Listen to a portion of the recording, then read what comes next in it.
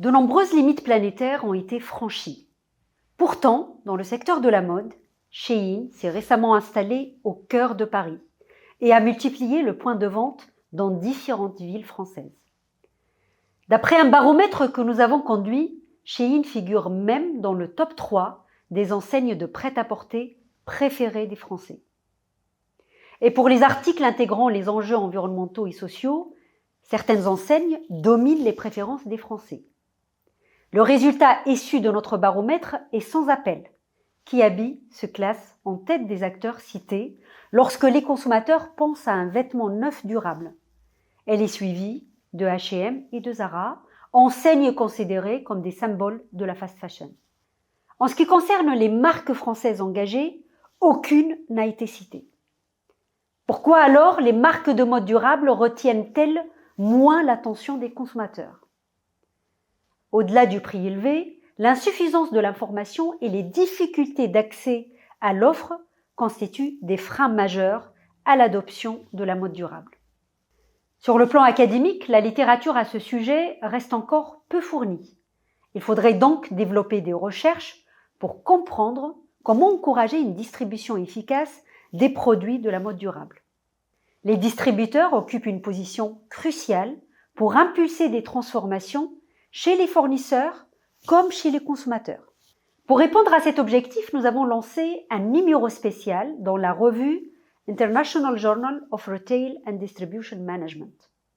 80 articles ont été soumis, provenant de nombreux pays à travers le monde. Au final, 6 articles couvrant des contextes culturels variés ont été publiés.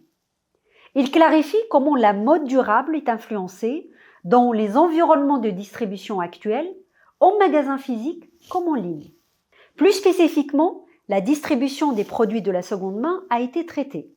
D'une part, la mobilisation de modèles théoriques variés a permis d'identifier les déterminants de l'achat, et d'autre part, une revue systématique a apporté des connaissances clés sur les modèles d'affaires, les freins et les leviers qui caractérisent la distribution en ligne des produits de la seconde main.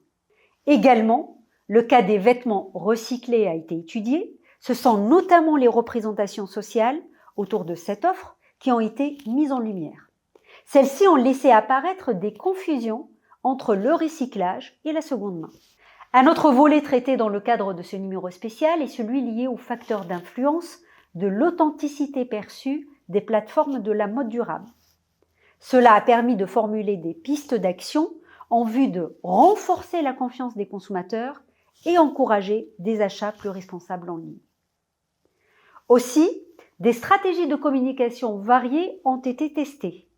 Elles sont destinées aux distributeurs afin d'accroître la visibilité des produits de la mode durable et l'efficacité des initiatives environnementales et sociales mises en place.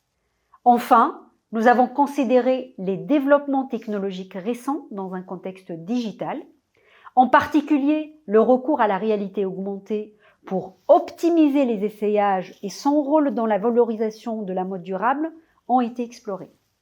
Ce numéro spécial a été une opportunité pour faire progresser à une échelle internationale les réflexions sur la visibilité de la mode durable et la place qu'elle doit occuper au détriment de la fast fashion. Des travaux complémentaires sont attendus pour aller plus loin dans l'accompagnement de la transition du secteur.